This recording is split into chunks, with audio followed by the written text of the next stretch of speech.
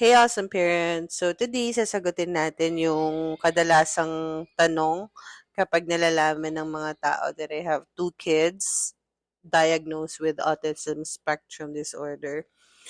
For those who don't know me or bago lang kayo sa channel namin, I have two kids that are currently diagnosed with autism spectrum disorder, both level 3 nonverbal.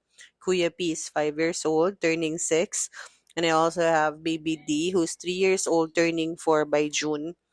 So, personally, magkaiba yung experience namin sa kanilang dalawa since hindi naman sila sabay na na-diagnosed.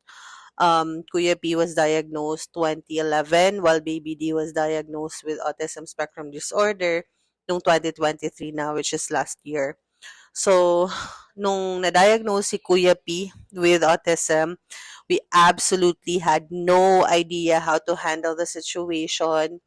And just like siguro yung mga awesome parents like us, we didn't know like what to do. We had to go through all that phase, yung from in denial, dun sa self-blame, dun sa pagiging super emotional. And for me, I even had postpartum depression because I just gave birth nun kay baby D nung nalaman namin na may autism si Kuya P.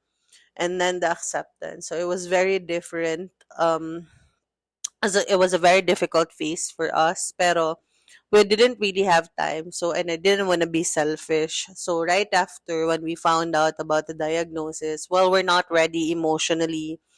Of course, we wanted what's best for Kuya P. So, I asked the developmental specialist, the Dr. Palami at that time. We asked her what's gonna be the best thing to do, or what can we do about his situation.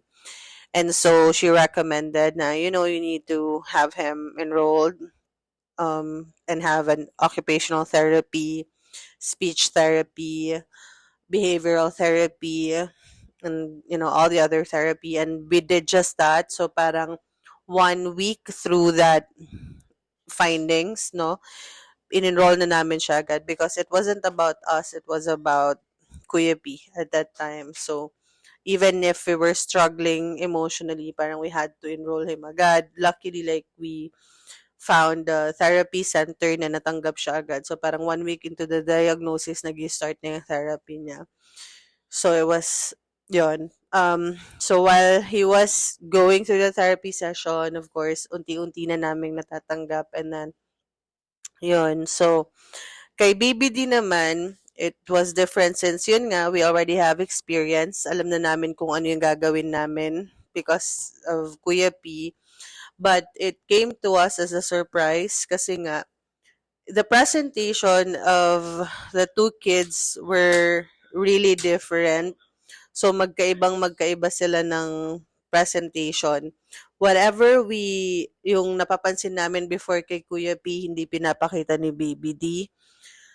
And so we thought that he's gonna be normal. Until yun nga, we had the diagnosis and we were really surprised and we're really also emotional. But the only difference is that alam na namin kung anong gagawin namin. So, may mga questions lang like paano mangyayari sa amin? We have two kids with autism spectrum disorder. Like, how can we financially survive ba? Like, having to put them both in therapy.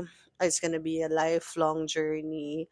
But, like, nothing, of course, na hindi namin masosolusyonan. But then, a month after the diagnosis, yun na nga yung something happened to us that literally changed our whole life. But, yun.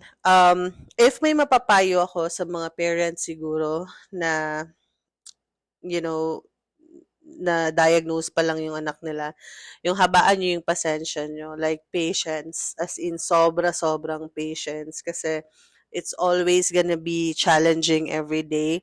And for me, I'm just lucky na I have Baying and then my husband and Ate Z to help me out.